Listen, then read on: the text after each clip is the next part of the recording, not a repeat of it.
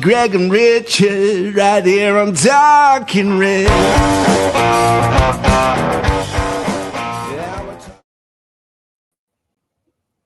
Hello and welcome to Talking Reds, a Nottingham Forest podcast. For 90 plus minutes, Forest were disciplined, organised and competitive against the reigning Premier League champions. They dominated the first half, limited space, defended with real purpose and never let the game get away from them in a more even second half.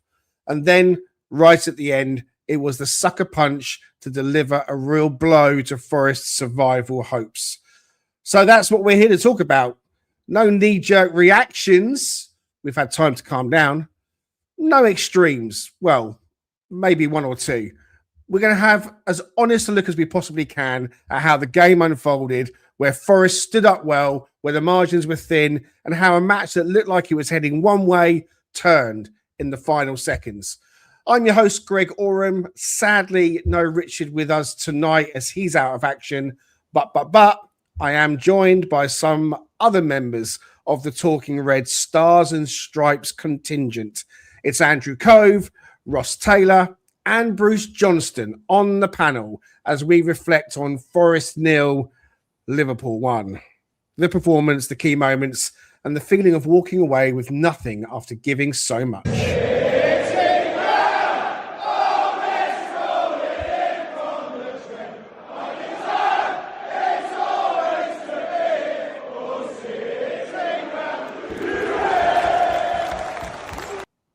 Oh, I must admit, I really hacked off. I think I posted on X and in our group, just really hacked off at the final whistle. Had a couple of hours or so to kind of calm down a little bit. And I want to hear how you guys are feeling in the comments. So please, if you're watching along, let us know your thoughts on that defeat today, what it might mean for Forest season. Did you see enough there to give you hope that actually, you know what, we've got a new manager in and under this guy, you know, we're playing good football and showing that we can probably beat anyone. I know we didn't get the win today, but, you know, we dominated for large spells. I've got the three guys with me. We're going to get straight into it. Good evening or good afternoon, because all of you are over in America.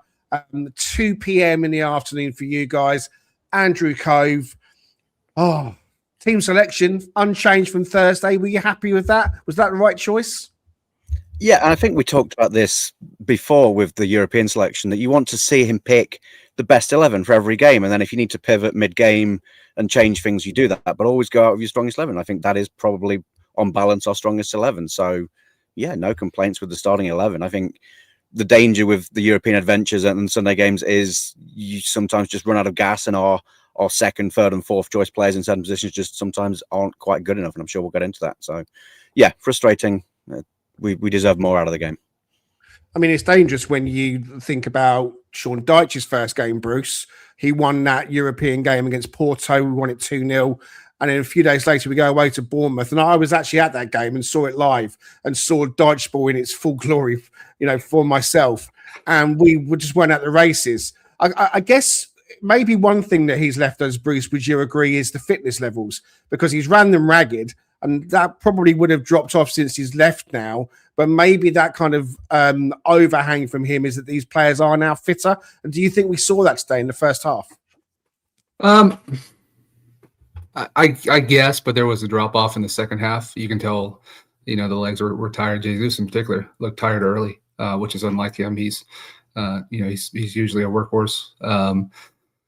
We played obviously Thursday, the same starting 11. That was more of a surprise to me that we went with our strongest 11 in Europa than obviously today. But the fitness levels, again, second half there was a drop off, and credit to that to some tired legs, particularly up front. And they were the ones that subbed off early in Europa. Yeah, I mean, I think Ross, he perhaps wanted to pick his best team on Thursday, try and get that win, and that paid off. Did you see enough from that team today to suggest that they could have gone on to win the game? And what was it for you that was lacking in the first half? I certainly think they did enough to not lose the game. I think that if I'm looking at what Vitor Pereira's charter is treat this as a mini season, play your best team for the next 20 games, hopefully, and maybe more if we get to the Europa final, and let's show what we can do. And I think in the first half we really did that. I was really impressed by the way we were pressing so high. Liverpool couldn't get the ball out. Seemed to be that the ball just kept coming back to Anderson and Sangare. They're just ball magnets in the first half on any 50-50. And it was really impressive. And, Liverpool obviously swizzled a few things around in the second half. But, I'm disappointed by the fact that in the last two games, more than 50 chances at goal, and we haven't scored. And that's our core problem. And it's harsh on Nico and Sangare and Anderson, who were excellent today, to be on the losing side when we aren't incisive enough further up the field. And, I feel very proud for the way we performed today. And I think we thoroughly deserved a draw. But it's still frustrating and sad. I'll put it on the screen for everyone to see the graphic. If you can't see it, if you're listening, it's there. 53 shots in the last two Premier League games without scoring. That's the stat that Nottingham Forest have to face. And look, everyone's talking, or I beg your pardon, they were talking after Wolves, Andrew. Forest had 35 shots on goal, but 35 shots on goal is one way of looking at it. The quality wasn't there. They were taking pot shots from silly places. But how did you see it today? First half, let's talk about the first half, and then we'll move on to the second half in a bit. So first half only, we were dominant. I was so happy with how we were playing. It was really good to watch. We looked really organised. Sangare just looks superb. He's really now dominating the midfield. Him and Anderson, really have a great partnership together. We did see a little bit more maybe of Sangare as a little bit of a solo pivot at times as well. Anderson venturing forwards more. And we had that first opportunity on goal. Should Callum Hudson-Odoi put that away, Andrew? Yeah, at the level that we're playing, whether we should or we shouldn't, I think that it's more that they're the chances you've got to take. You need to find a way to score in those sort of situations. You're not going to get many one-on-ones against Liverpool, even when they're playing badly. So when you manufacture a chance like that, especially someone like Hudson-Odoi, who's pretty good on the ball and usually a lot more clinical than that, I would have expected him to score that. The other one I'll bring up as well was Igor Jesus had a chance as well, where the ball was played through to him and he just needed to swing a boot at it, just do something. And eventually Van Dijk got a toe to it and the chance passed. I will say, outside of that in the first half, I don't remember any other really clear chances where I felt like we should have scored. There was a lot of bluster, a lot of huff and puff, but beyond those two, and admittedly, they are two chances where we should have scored. But beyond that, it's not just the strikers. It's not just that final finishing. It's the final pass in the final third and that last attacking quarter where we still seem to struggle to raise the bar and raise to that next level that would get us goals in games. I think if we can get goals in games, I think we'd win more games than we draw as well, because the momentum, the defense looks relatively solid. It's just we need to find a way to score goals. I don't mind if it comes off someone's backside at this point. We just need to get the ball in the net. You're right. The funny thing is, right, if we go back to when Ange came in, there were games that we dominated and we really should have beaten Sunderland for one game that sticks out. The amount of chances we had, and even, Chris Wood was playing that game. He put a header wide that normally he'd put away every day of the week and twice on Sundays. So he was also part of the problem in terms of not being able to find the back of the net. And it just feels like it's been an ongoing thing as well. There have been games, obviously, when we've scored 3, it's against Spurs and Liverpool, but it's becoming almost like a self-fulfilling prophecy now, where this whole aura around the team and the club is Forest can't score goals, especially in the Premier League, because the opposition is far more elite. You mentioned Igor Jesus as well. He looks red hot when he's in Europe. Again, it's the difference in opposition. But when you're up against Konate and Van Dijk, Bruce, did you see anything from Igor Jesus today that fills you with confidence that he's going to be able to score the goals we need? Not in the Premier League. No. We have to give some credit to Liverpool. The center backs, Van Dijk and Konate, they're top quality guys. They're really good. There was a moment, this wasn't with Jesus, but with Luka was on, and they were literally pushing him back and forth, and I'm just laughing at myself like that's they're welcome to the Premier League, kid.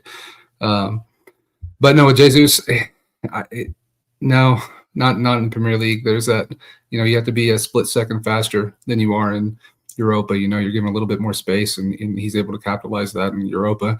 Same thing with the Club World Cup. over here in the States.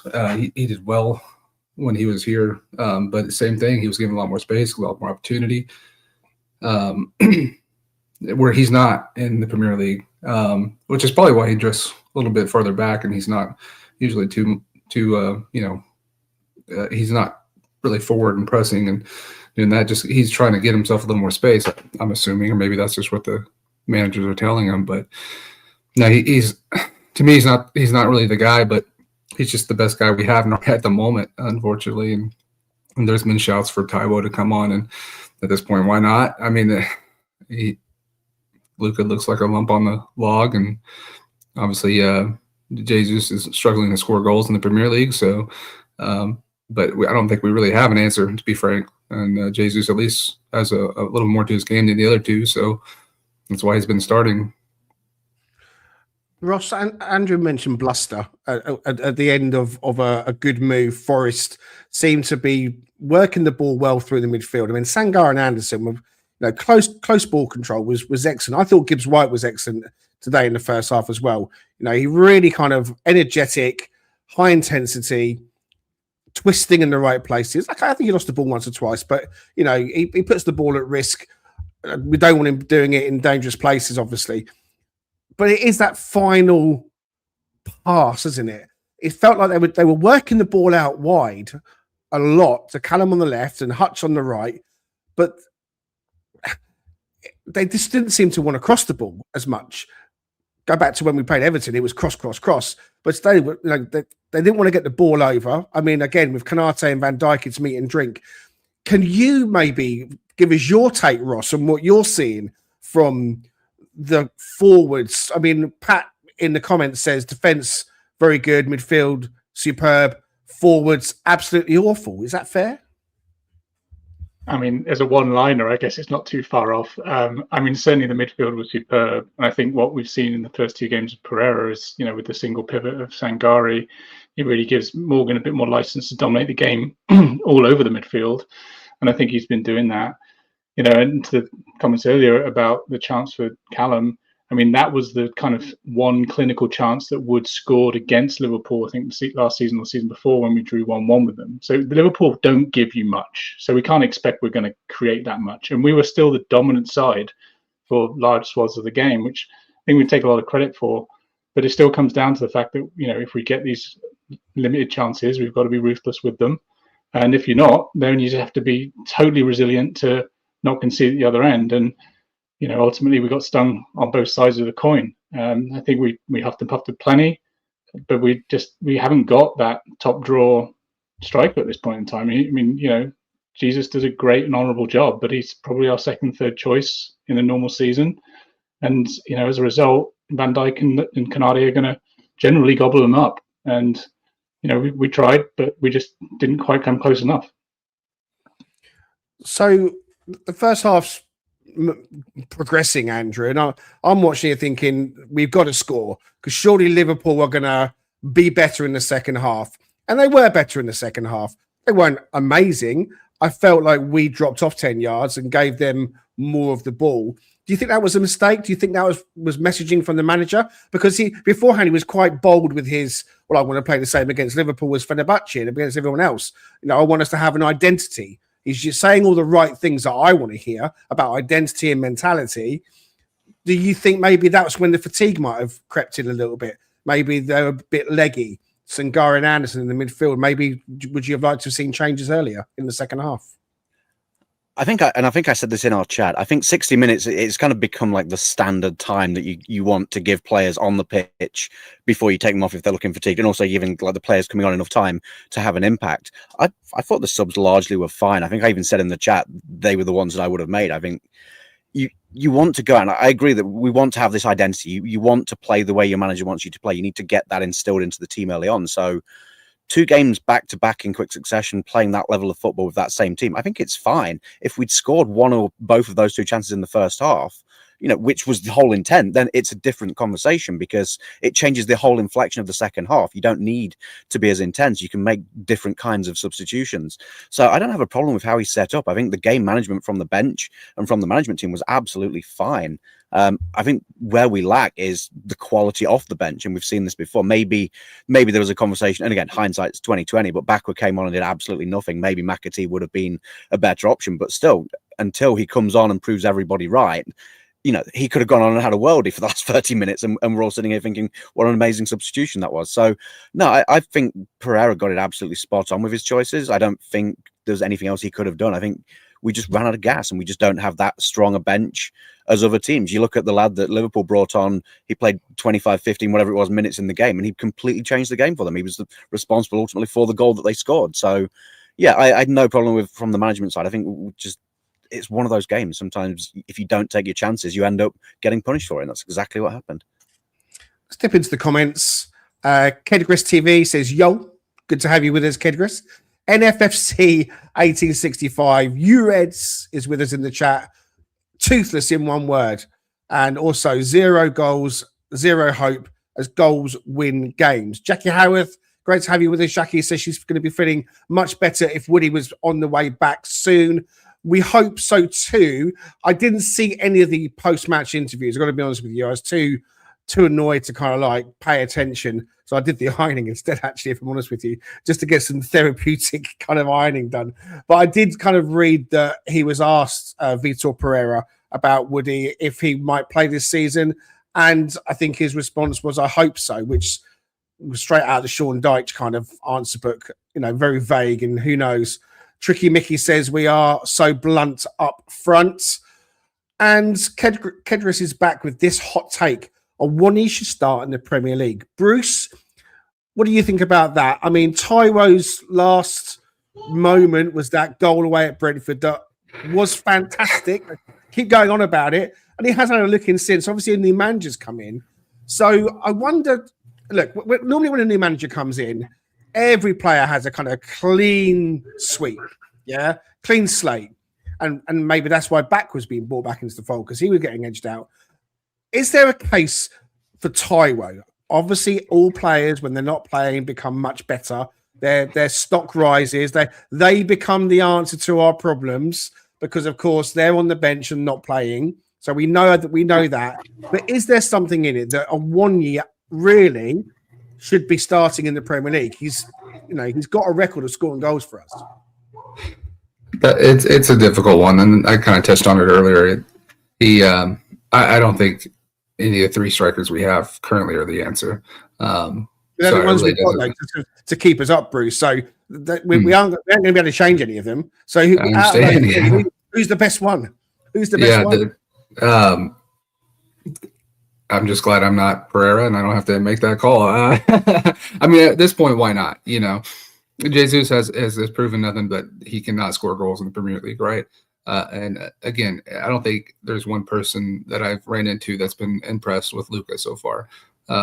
So why not give him a run out? Why not? What is it going to hurt? It can't be any worse than what we've seen. So yeah, I'm yes or no. I don't know really what the answer is there, but other than let's give it a try, because we've got to do something. I like Jesus. I like what he brings. And then his hold up play, I like a lot of people are saying he's 10. I really don't think he's a 10, but he has some of those capabilities. He's great in the link up and all that. So, and that's something that Taiwo and Luka obviously do not have, which is why Jesus is starting over those 2 right now. But Taiwo didn't even make the squad today, and I didn't see any injury news. So I think, just reading for what that's worth, it's not going to happen. It's going to be Jesus. He's going to be the one that's going to be leading us up front. Well, somebody's got to change. What about banging him in? We should go and get him. Say that again, mate. That lad at Frankfurt, he's banging him in the Bundesliga. We should go out and get him. Well,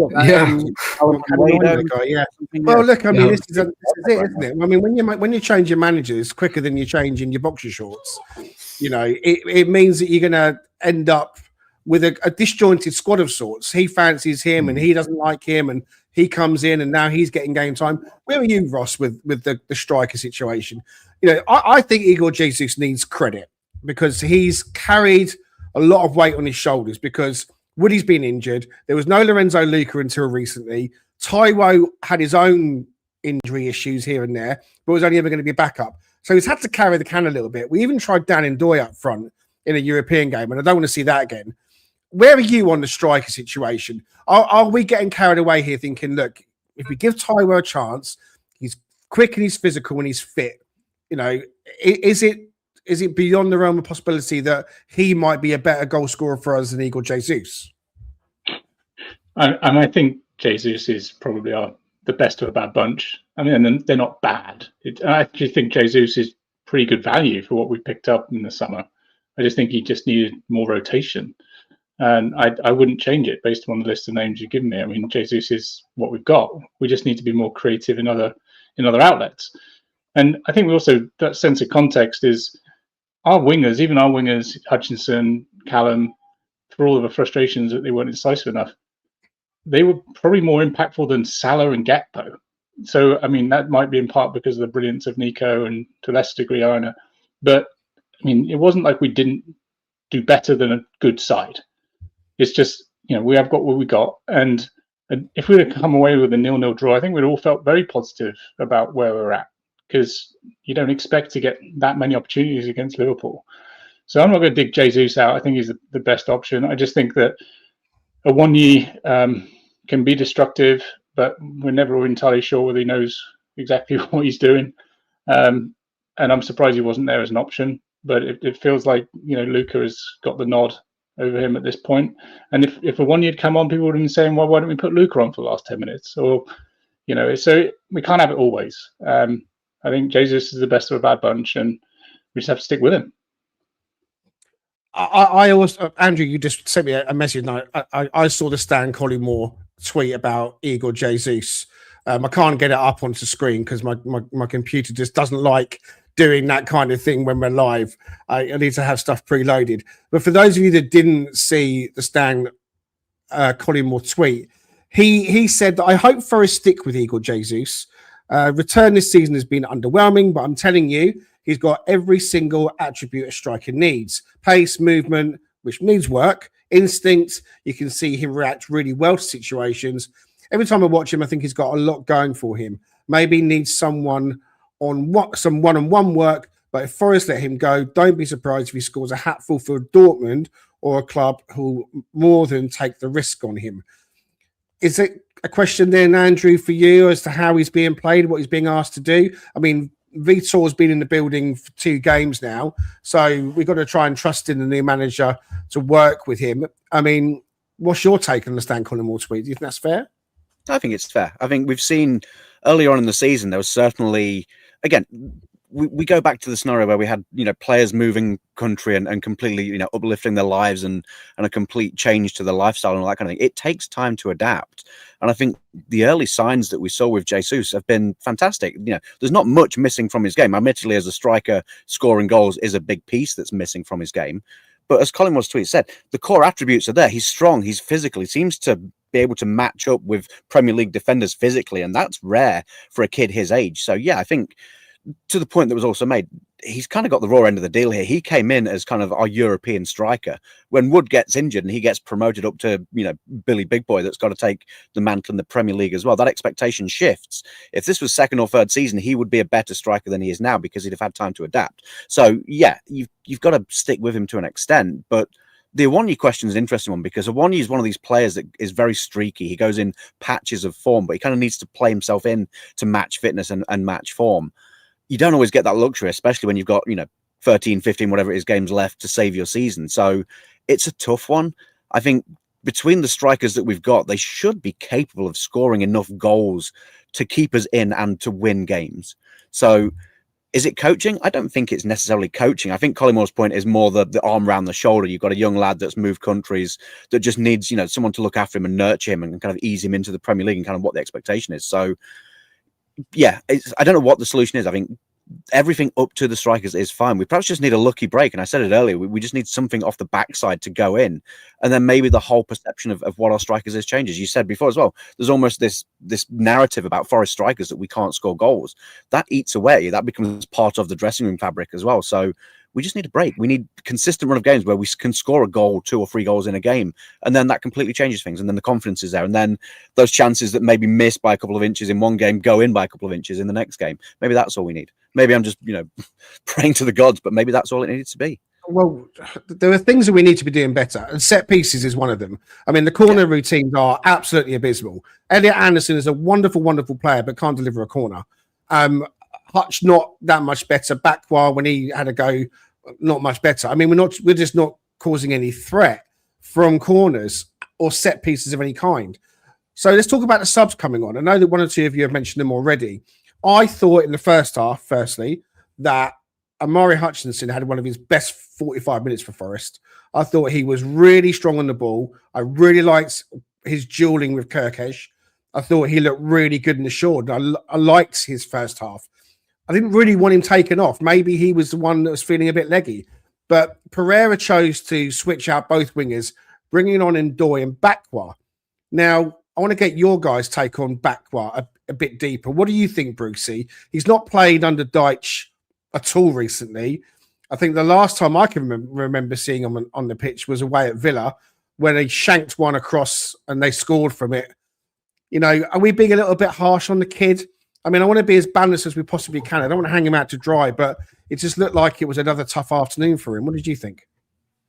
Yeah, today it started off pretty rough for him, and I think he kind of settled in a little bit towards the end there. But no, funny enough, when we did our little player, signing roundup, I got Bakwa, and part of my warning was give this kid some time because he's going to need it because he's still very raw, he's still very young, and that's what we're seeing, in my opinion. He's still kind of come good for us if we give him the time and hang on to him and don't send him off like Cali. But he is going to need that Pereira type manager, that arm around his shoulder to help him get there, because it seems like his confidence is absolutely shot right now. He was basically cast away by Deitch, and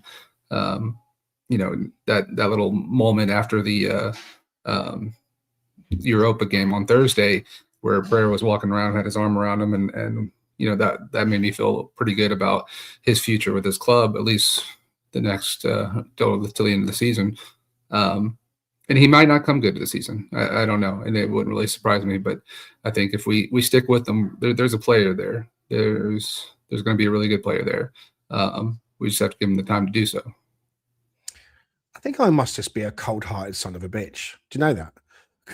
I think I must be, because I kind of feel a little bit like that, but I kind of feel like, I don't know, really. It's like sometimes you can just tell. And I just think that he hasn't shown me anything in a Forest shirt that makes me get excited about him, that makes me think, yeah, he's going to come good. I mean, he came with a good reputation, but then suddenly Cali Mwenda. I also think as well, everyone's lost their minds a little bit on Cali Mwenda as well. I mean, don't get me wrong. I'd like to him to have seen him stay up for us and get a chance, and who knows what would have happened.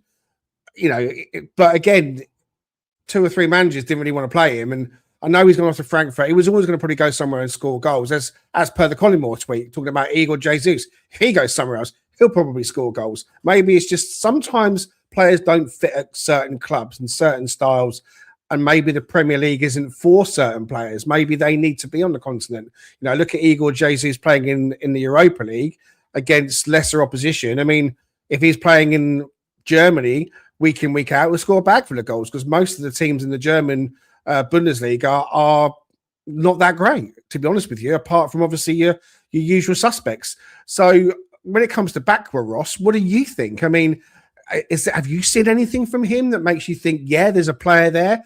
Were you surprised to see him come on today? Maybe McAtee feels a bit disheartened that he didn't get a chance. I was a little surprised to see him come on, and to be honest, I'm lukewarm about all of our summer signings, with the exception of Jesus, who's the one we seem to be hammering the most, ironically. I think Backwar, hopefully, if he gets a start against Fenerbahce and a warm welcome at the home crowd, can hopefully show us what we can do, because he almost needs that McAtee game, that he had in Europa, where we just kind of warmed him a little bit. And I don't think that Premier League change was quite the right time. I was kind of surprised it was him. I thought maybe McAtee would have come in, or even just minimize the change and not bring on Backwar to and win it effectively. So, less said about his cameo, the better today. He knows where he was off.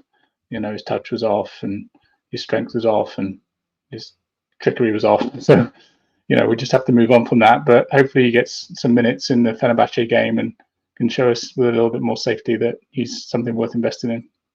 Yeah, you know what? You're right. Maybe that would have been the time to bring him off the bench, closing minutes off the bench at the end of games is where you start to shake off some of the rust, because clearly he hasn't played. He is rusty, but Jackie's not very happy with me. She says, Greg, I'm a SOAB, whatever that means, something not very nice.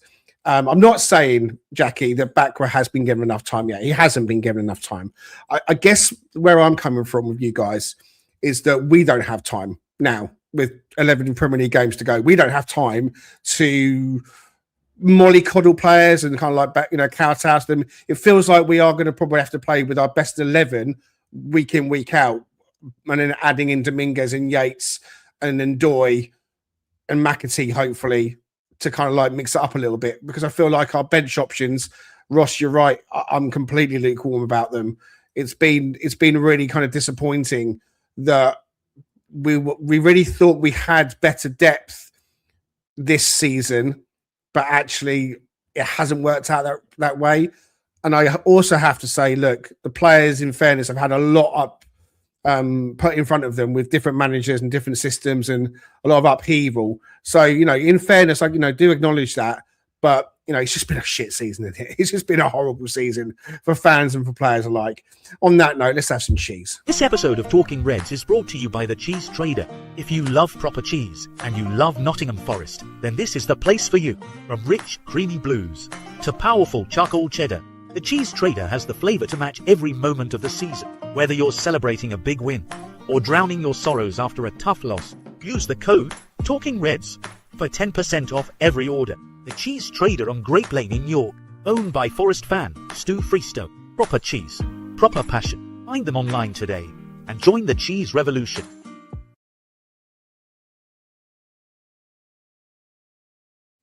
Stu Freestone, our good friend and Forest fan, is the Cheese Trader. Please do contact him for your cheesy delights. 10% off when you quote Talking Reds. All the details are in the bio. Okay, let's finish the game off, guys. It looked like we were going to pick up the point. I mean, West Ham got their point to close the gap, and I thought, if we can keep that to 3 points, then fair enough. We go to the next game week. And so it was cruising, Andrew, towards a 0-0 draw. And then it all kind of hell broke loose in injury time. To take us through the first time the ball crossed the line, I have to say, before you come in, I was very happy with Ortega today, to a certain degree. That save from Ekitike initially was excellent. And then Olaina decides, no, that's not fair. I'm not going to put any blame at Olaina's door. I want to let you sum up what you think about that whole scenario, that whole passage of play. And then, obviously, did VAR get the call right for us? I think you're right to call out the save. That was an absolutely phenomenal save at point blank. I mean, Ekitike should be doing better than that. If he puts it either side of the keeper, then that ball goes in the net and we're not having this conversation. I think we're talking, it's easy to say in hindsight with the benefit of replay and slow motion what Olaina should have done. He's making an instinctive call to swing his boot at it and just do something with it. So he's not like he's kicking it in the goal. He is trying to clear it. You can't communicate in that split second that there's a player nearby that if you kick it at this exact launch trajectory, it's going to hit him on the backside or the elbow and rebound into the net. No one can say that and understand that in advance. So I don't put it on Aina. I think, and I was thinking about this at the time, I was absolutely ecstatic. I literally cheered that decision like it was a goal when VAR overturned it. I think by the letter of the law, they got it right. If that had been at the other end of the pitch, I would have probably thrown one of my kids at the TV. So it kind of goes both ways. If I was a Liverpool fan, I would be furious that goal got chalked off. There's one angle, I think it's the angle from the Brian Clough stand side of the pitch, where you can see his elbow kind of slightly shift with the impact. It could still have hit him in the underarm. There's nothing clear and obvious for me that says that it definitely hit him on the elbow. Oh, I saw it. I definitely saw clear. I mean, clear I also and obvious. definitely did as well. I'm just for the argument's sake and for the sake of conversation. So I think they got it right. I think there's enough there as a anti-Liverpool fan that they got the decision right. So at that point, yeah, you should have enough then to see the game out. You've had your warning sign. Always remember pictures of Sean Dyche at the side of the pitch where they do this to the heads. Something happens and you're telling the players focus. You got away with that one. You guys need to really switch it up and focus now.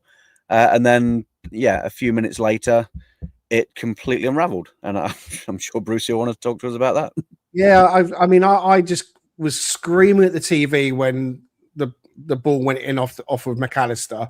And obviously, I think it was the right decision for it to be ruled out because the rule is there.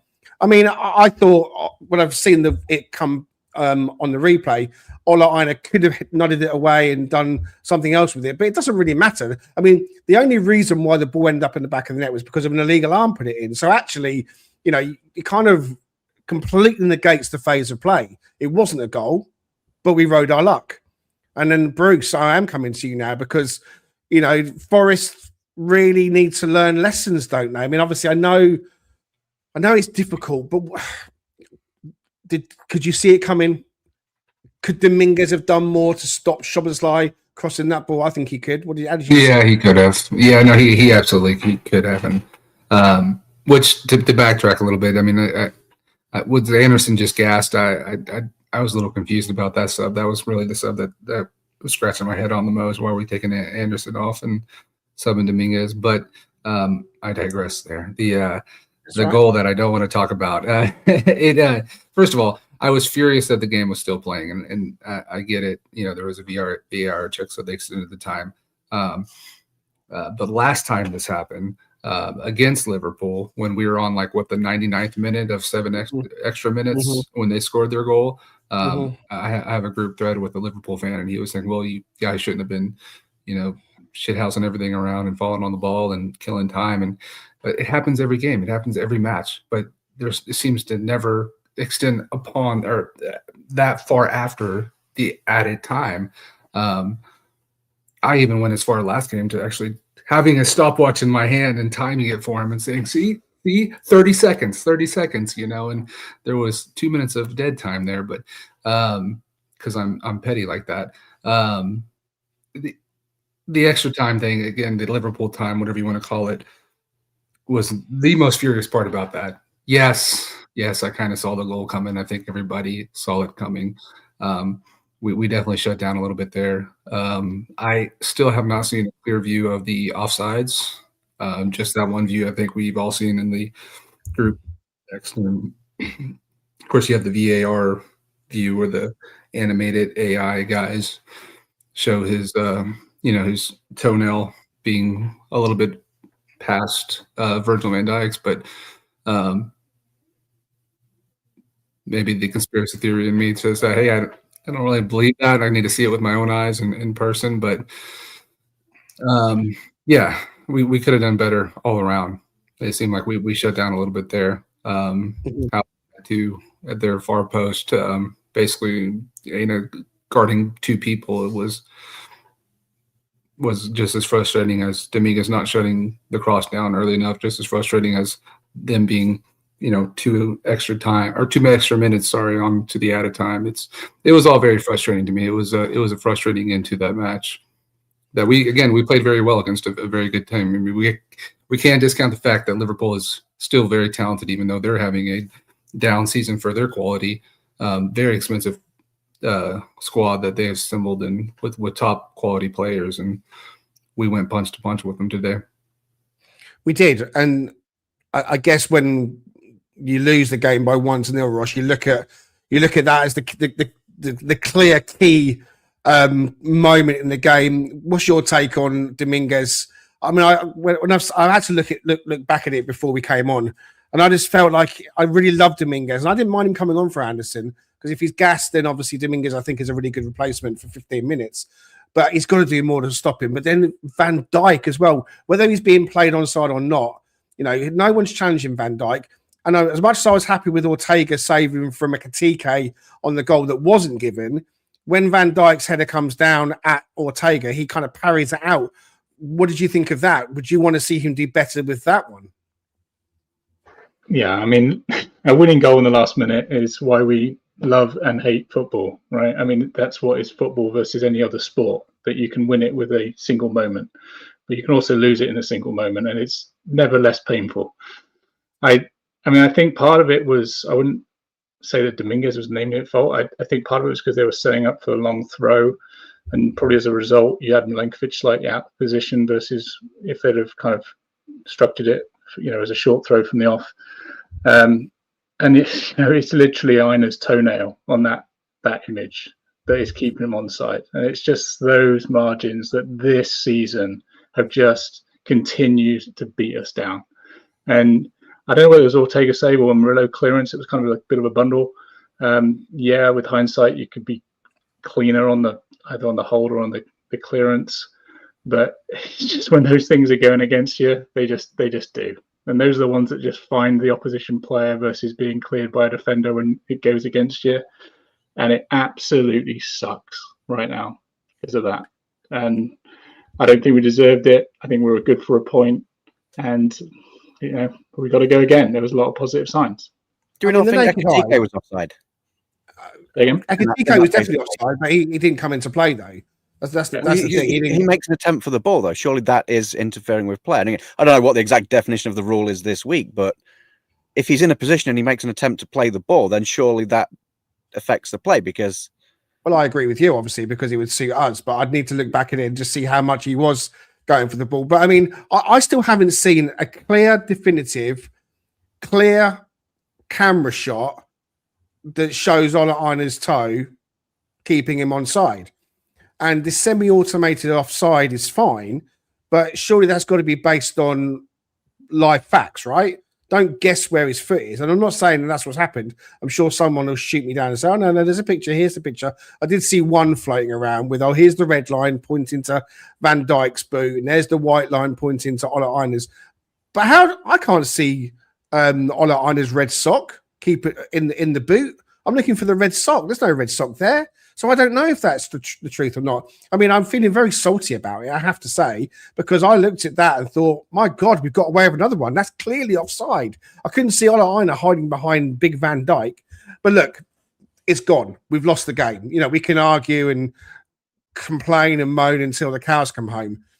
What positives are you taking away from today, Andrew? We've lost the game, but we got the new manager in. First home game, he looked furious. He looked so upset. I love that passion. But what positives are you taking from today? So I think there's two things for me. One is we've seen a clear style of play and a clear intent from the players to try and play to that style of play. It's been consistent across both games in Europa and today against Liverpool. So that's good. That bodes well. We saw a lot of different games with Daesh where it didn't seem like we knew what we were doing. Like we had 11 players and it was literally like those old hockey game with the magnet and literally the players are just running around in like random directions and there's no plan or structure to it. So I think if we can instill that style of play into the players and if they adapt to it and they want to play that style of football, then I think that's a positive sign. Because then that leads into the next thing. I've been saying this for probably the last 2 or 3 months is we just need to be consistent. So we had a really good game in midweek in Europa. And apart from, unraveling a little bit as fatigue set in the second half, we've had a really good game again today. And that feels like it's the first time in weeks, maybe even months, that we've put back-to-back good performances together. And if we can keep doing that over the course of the remainder of the season, we will pick up points and we will get ourselves out of it. So that's my glass half full note for today is I think consistency more than anything else, consistency of good performances and an actual plan that we can follow that implements what the manager wants out of the team, that suits the squad as well. We're not trying to jam square pegs in round holes, to throw that old cliche out. People look like they know what they're doing. And the level of talent that we've got, at least in that core 11, 12, 13 players in the squad, if they look like they know what they're doing and they can implement that consistently, we will pick up points and we will be fine. Who stood out from the Forest players for you, Bruce, today? Who would you have as your player of the match? Oh, player of the match, I'd say Ngare. Yeah, just his first half alone was just so amazing. He controlled the midfield. almost by himself. I mean, obviously not by himself. Anderson was great as well, but he bossed it again, just like he did in Thursday in Turkey. He was absolutely amazing. There's quite a bit of positives to take from this game. I mean, exactly what Andrew said and how he started off.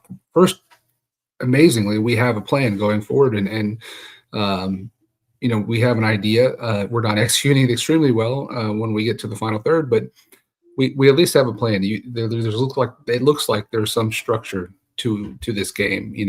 Under Dyche, it felt like we knew we were going to win or lose within the first 15 minutes because either we had it or we didn't. There was no, like he already explained it. I'm not going to go into it. But our midfield played very well. Our back lineup played extremely well. Again, Nico shut down Salah. And I forget who came on for Salah. What was the guy's name again? He shut him down. Yeah.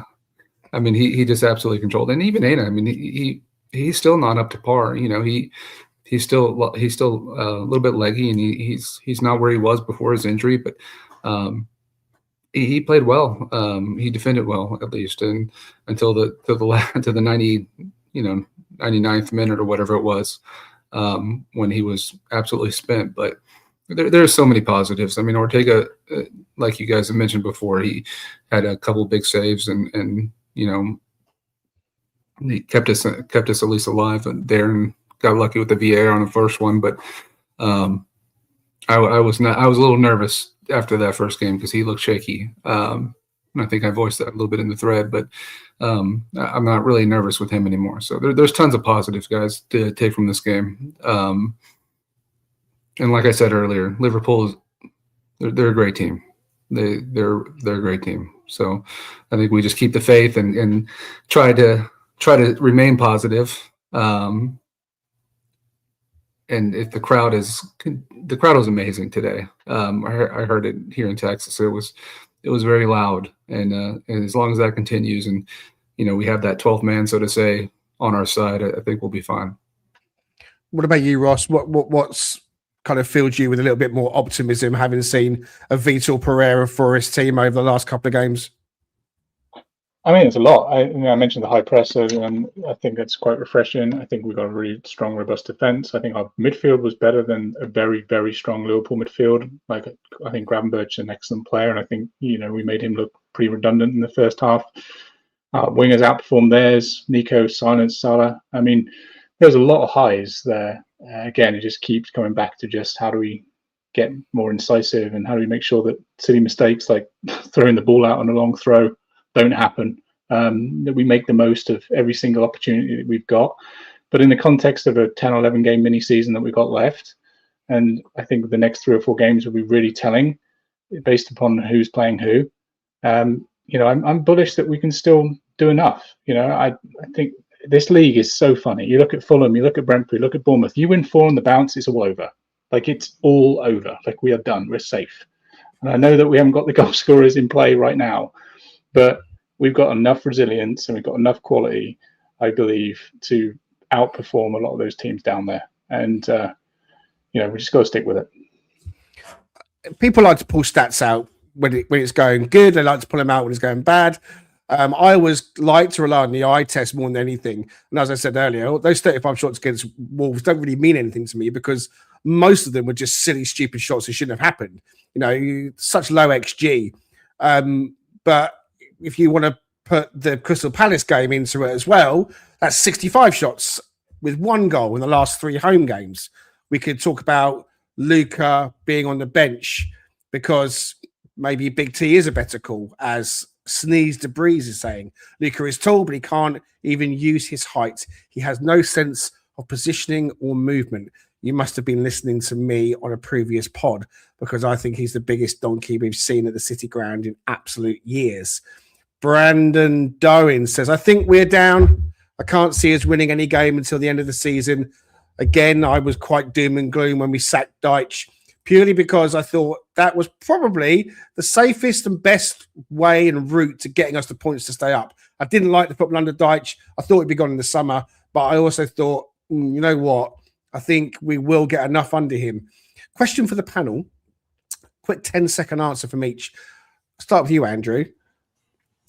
Does Sean Dyche lose that game today if he's in charge? Yeah, I think he does. I think Liverpool have enough attacking talent that we would have sat back, they would have attacked us, and they would have eventually created more chances than the team today created against us, and they would have scored goals. I don't think we would have scored goals under a Dyche team in that game. Sean Dyche scored 3 against them at Anfield. Well, he didn't personally, but his team did. No, it's a fair comment. I think the Dyche era evolved into 3 or 4 one-off games and then a pattern in all the other games. We did turn up in the bigger games, admittedly. The way that the last few games under Dyche unraveled, I don't think we would have seen that happen again for the rest of the season. Maybe I'm wrong. I think he'd lost the dressing room. Well, we'll never know. I'm just asking you to give me your kind of educated opinion. What do you think, Bruce? Briefly. Does Dyche win this game? No, they did not lose it. I mean, we're 0-0. I mean, I don't think we'd have scored goals under Dyche, but does he set us up in such a way that we don't lose that? No, you're not having it. No. I'm not buying anything about Dyche being a firefighter either. To me, he keeps teams in relegation zone. He doesn't keep them up. But there you go. That's your 10-second answer. Ross? I think the game result is the same. The way we go about it is different and disappointing under Dyche, but I think the outcome's the same. Yeah, listen, I think you guys could be right. We'll never know because, ifs, buts, and maybe, shoulda, coulda, wouldas, all the rest of it. Tricky Mickey says a change of formation to a 4-3-3 would make a difference. Raf, who appears on this podcast every so often, he would agree with you. Patch Adams says the last time one of our strikers scored at the City Ground was Chris Wood in the first game of the season. So I love coming out with all the stats and all the lines and everything else. Pat Brett says we bossed a world-class midfield today. We absolutely did. I mean, Gravenberch, I hardly had a look in it. I don't think he seemed quite absent and invisible to me. Let's have a look at the league table for those of you that need reminding about it. So, Wolves are gone. We're confident about that, right? I mean, Wolves are gone. They lost again. They're on 10 points. Burnley have shown a bit of fight. They're still stuck on 19. You'd expect them to be gone as well. So everybody knows it is about that third spot. West Ham currently sitting 18th on 25 points. Forest in 17th on 27. Spurs lost today at home to Arsenal in the North London derby. It was a 4-1 defeat. They are decimated with injuries. And so could Tottenham be the ones that we target, if you like, as potential candidates to go down? Leeds have had some good form. They picked up a valuable point again this game week. They're in 15th and 31. And Brighton, who was seemingly getting sucked into it, probably have done enough now, you'd imagine, to give themselves a bit of breathing space. They picked up a win at Brentford. It was a 2-0 win, I think, in the end, like we had. They're on 34 points in 14th. So that's the league table. We have just finished game week 28. We're now going to go into game week 29. And I've got a very nice crude table that I've created for you to put on screen. So this was done literally 10 minutes before we came on air. And so I've put Brighton, Leeds, Spurs, Forest, and West Ham, and the next 5 fixtures for those teams. And you can see that there are, like, West Ham go to Liverpool. They're away at Liverpool next game week. Forest are away at Brighton. Spurs are away at Fulham. Leeds at home to Man City. And, of course, Brighton pop up again. They're hosting us. So we look at that, Andrew Cove, and let's just look at the next game week. And we're going to kind of go through this fairly swiftly. So the next game week, do you see this as a good opportunity for Forest to capitalise? I mean, West Ham are away at Anfield. Do you think they might pick something up from there? What kind of change in the table or potential change in the table do you think the next game week might see? You look at those fixtures, and Leeds should absolutely not get anything from Man City. West Ham should absolutely not get anything from Liverpool. So they are both bound to pick up 3 points because that's how this season's played out. Spurs Fulham's an interesting one, especially with it being at Fulham. You'd also expect, with the way Spurs are playing, that Fulham would pick something up out of that. So if Forest were to win, it's a good weekend for us to pick up points on everyone around us. So yeah, we should. If we beat Brighton, we should be gaining 3 points on every single team around us, theoretically. So yeah, I think so too. I mean, Spurs look really, really like they're struggling. I think Igor Tudor coming in is huge risk. I mean, look, North London derby, Arsenal going to go there and try and turn it on, and they did in the end. But this next game week for me feels massive in terms of just picking up that win. If we win that game and Spurs lose, we will go above them. We're 2 points behind them at the moment. Okay, and if West Ham lose, as we think they might, then again, we stretch out that gap back once more to 5 points. It's currently 2 points. Bruce, the next game week, Forest will be away at Man City. So again, it could turn. West Ham are away at Fulham. Spurs are at home to Crystal Palace. Leeds at home to Sunderland. Brighton at home to Arsenal.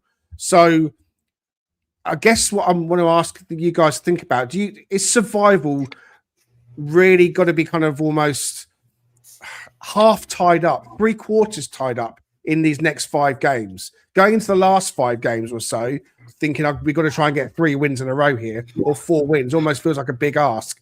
Can we go to Man City in that game week, Bruce, and cause an upset? Can we? Yes. Will we? Probably not. That's a tall ask, especially the way Pereira sets up and plays. I think that's going to play right into Pep's hands, and that might not be a fun game for us to watch.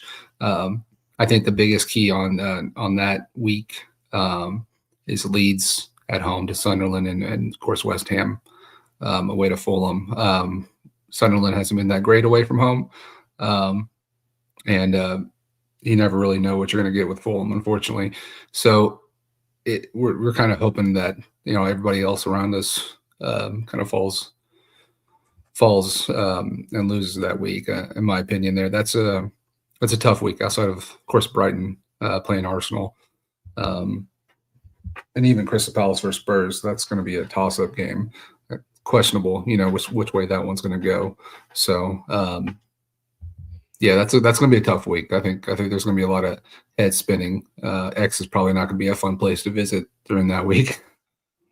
Currently 4 points behind Leeds, as I said. They're 15th but 17th. I mean, just going back to that game week, they host Man City, then they host Sunderland. I mean, tough games, but Ellen Road, as we know, has been really good for them, Ross. So maybe you've got to start thinking about Brighton and Leeds almost out of your mind in terms of let's let them go. Let's not worry about them. Where are you looking at in the following game week when Brighton play Sunderland away, Leeds are away at Palace, Spurs are away at Liverpool, we host Fulham, West Ham are at home to Man City? What stands out from that game week for you? I mean, what stands out with all of it is there is only one team I'm worried about at the moment, and that's us, like how we perform.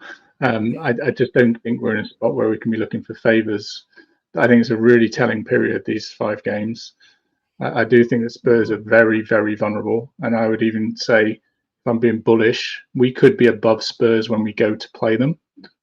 So, I think, and also the other part of this recent run is, conversely, do you think that Brighton winning yesterday actually helps us for our next game? Because they're almost a little safer than they thought they would have been had they have lost. I mean, it would have been a real 6-pointer. So maybe that actually helps us. And obviously it'd be telling to see how these other sides go against Liverpool and the like. And if we're to take a 10-11 game view, Sunderland freefall. I mean, they have 36 points, which they probably only need one more win. But they've been playing against their XG for a while. Who knows? Who knows who might get brought into it? If a few of these teams get some wins, it might start compacting a little bit in the middle. So I'm really conflicted because there's a lot of fear in the chat about some people think we're going to lose these next 5 games, and I'm out there saying if we win 4 we're golden. I don't know, but I think if we can get Brighton, then I think that really changes things. I think Spurs get real twitchy if we win at Brighton. Game week 31 is when we go away to Spurs, Andrew. That could, it's an obvious thing to state.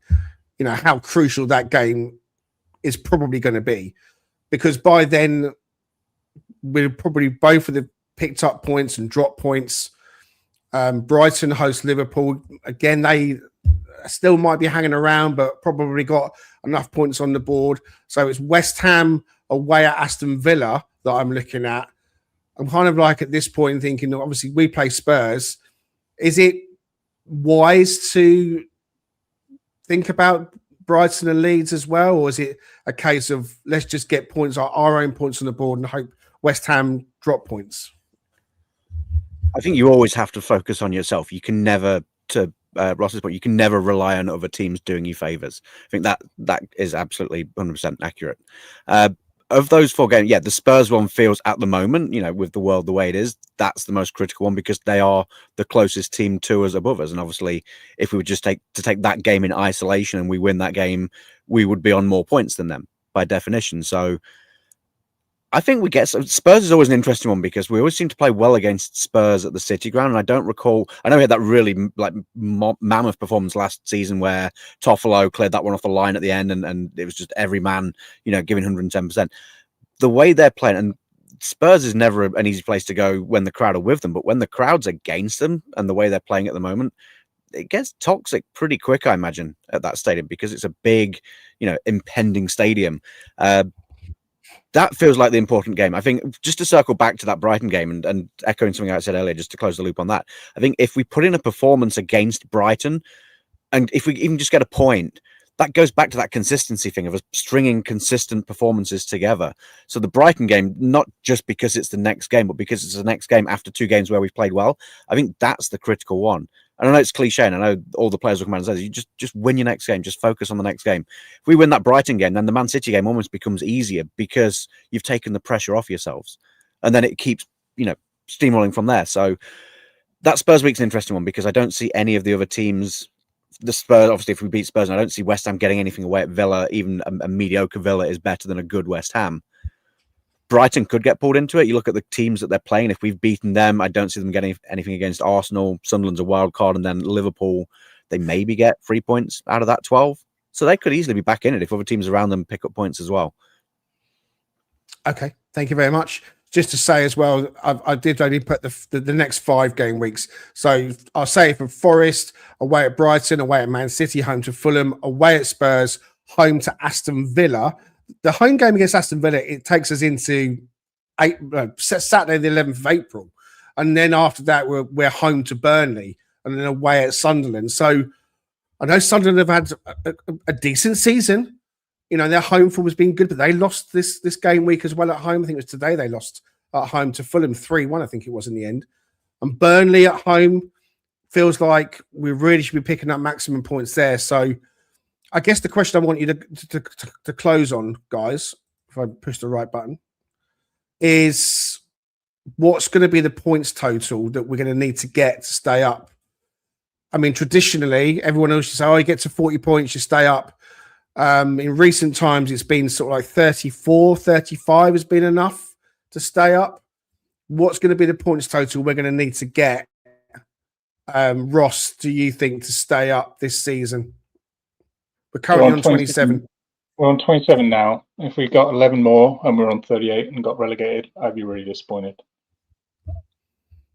So pick up 11 more points. What about you, Bruce? I mean, 4 wins or 3 wins and a couple of draws. Would that do it for you? Yeah. Funny enough, the 38 was the number I had in my mind. Yeah, 38. Can you see West Ham pulling? I mean, they've had good form, and I watched their game. Andrew, they're on 25 points. Points on the board is always what does it, I think, in the end. But it's getting close now, isn't it, with West Ham? Can you see them continuing their decent form? Somerville looks very dangerous. I think a team that's consistently bad over an entire season is going to have little spells where they're good. We've even shown that, little spells where we can be good. I think that they will eventually run out of a bit of steam and eventually they'll get found out. And part of it's a confidence thing as well. If you lose a couple of games on the bounce, then you're immediately, potentially further adrift, and that affects the psychology of the next game. So I still think it's West Ham or Spurs, providing we can start scoring some goals and start pulling ourselves out of it. I think it's between those 3. I think Leeds have got enough. I think Brighton will be fine. I think anyone above Brighton now is out of the conversation. I think Palace are fine now. Okay, we're going to leave it there, guys. Thanks ever so much to Bruce, to Ross, and to Andrew for taking the time out to join me on this one. It was a tough afternoon in the end. It was looking great in the first half, and it felt like a point was going to be a really valuable one for Nottingham Forest, but it wasn't to be. And we can argue the whys and wherefores of toes and VAR and offside and added time. But when it comes down to it, we have to make sure we put the ball in the back of the net. And that is a big worry now, Reds fans, for Nottingham Forest. Who are our game winners? Where are they?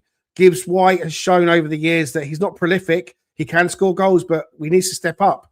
Callum seems like he's gone off the boil. Is he just a one-trick pony trying to cut in on his right foot all the time and can't really score any other type of goal? Sangare showed a lovely strike against Spurs. He tried it again today, but it lashed wide. Maybe we should be creating more clear-cut, big chances, and that will be what gets us over the line. They go next into action on Thursday at home to Fenerbahce. I'm looking forward to that, as I'll be going up for that one. And then it's all eyes on the Premier League as Brighton host Forest next Sunday at the Amex. Keep your heads up, Forest fans. We are still in this fight. See you soon.